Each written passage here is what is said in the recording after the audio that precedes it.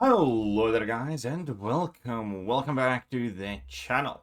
So X23 won the rework vote. Now Rogue and Morningstar did get quite a lot of love as well. Squirrel Girl and Invisible Woman and Proximate Midnight not as much. Now even though X23 is not the champion that I voted for, I actually am not mad that it is X23 that is getting the rework. Now, let me explain some of the reasons why. Number one, I think that X23 is cool. That's just undeniable. She does feel satisfying to play. I hope they do not update her animations too much, because the way she feels, and in between the fact that she inflicts a lot of bleeds and there's like bleed damage, is just quite good. Like, you could say that she has aged very well. There are few of those champions in the game that just feel very, very good to play. Like OG Guillotine, for instance. I have always loved the feeling you get using that character. And X23 is certainly one of those champions as well. That is also a very good question for you guys. Which champions do you guys feel that are extremely satisfying and smooth to play?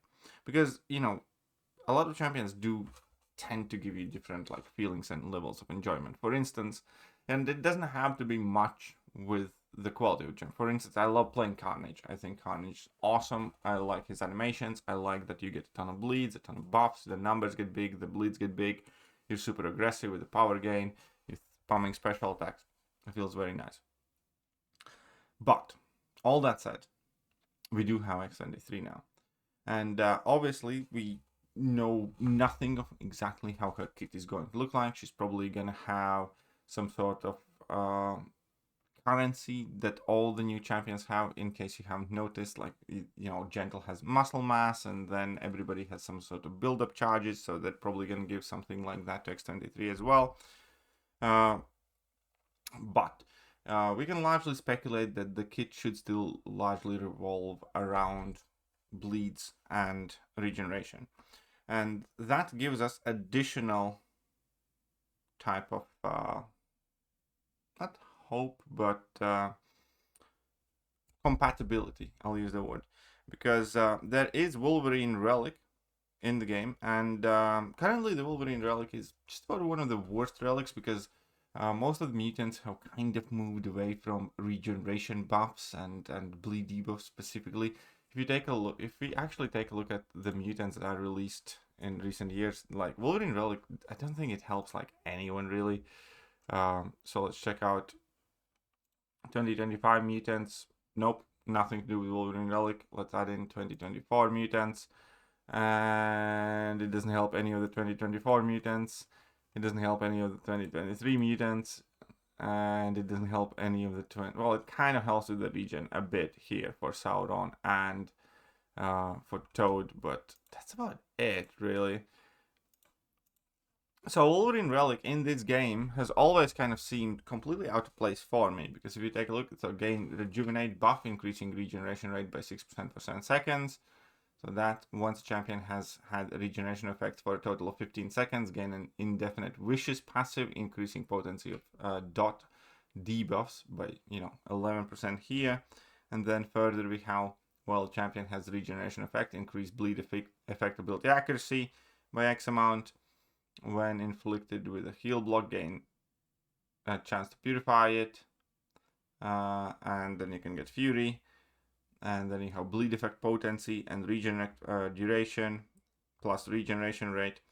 So it's a relic that again helps you regen and helps you with dots and bleeds more specifically, and it's almost unusable. There are like very few champions I think that you can like legitimately use it on.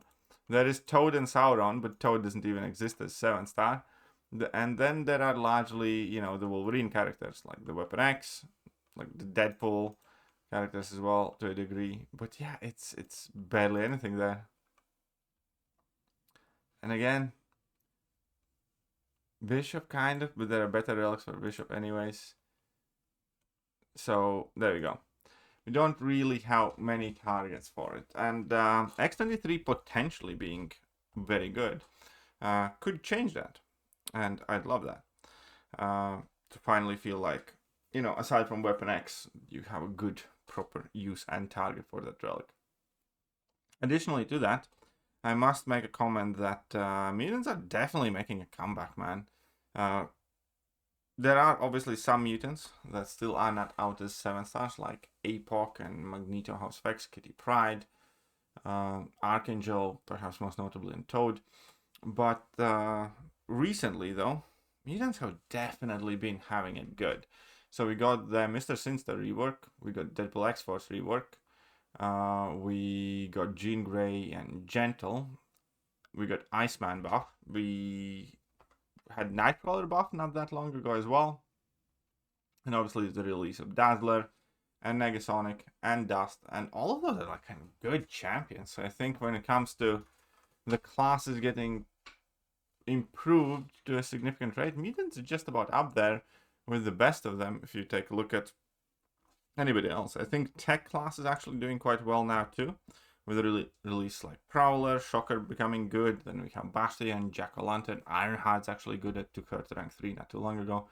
And I think tech class is kind of kicking, and obviously there are a couple of champions making Cosmic class very, very, very relevant right now, in between Thanos and the Serpent. So yeah, life's looking good for the mutants, man. Life's looking awful for the skill champions as an extension of that, because skill champions have got all of their best champions stuck as 6 stars, especially offensively, and we can actually check new skill champions. I don't think recently they have been too successful. Okoye has been good, that's fair enough. Sorcerer is alright now. Peja still sucks.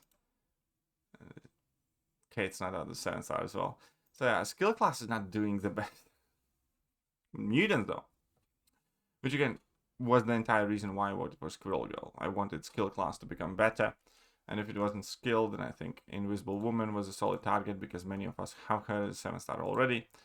But no, we just had to go and get another mutant, didn't we? But again, not really upset with that, especially because it's X23. If I had to pick in between who I wanted more, X23 or Rogue, I think I'd go with X23 as well. She just feels cooler. I like the character more as well, I suppose. So there we go. X23 is the winner. We do not have the buff timeline, at least I don't. But once we hear more news about that, I'll keep you guys posted. See you soon. Bye-bye. Hello there guys, and welcome back to the channel. So we have all the information about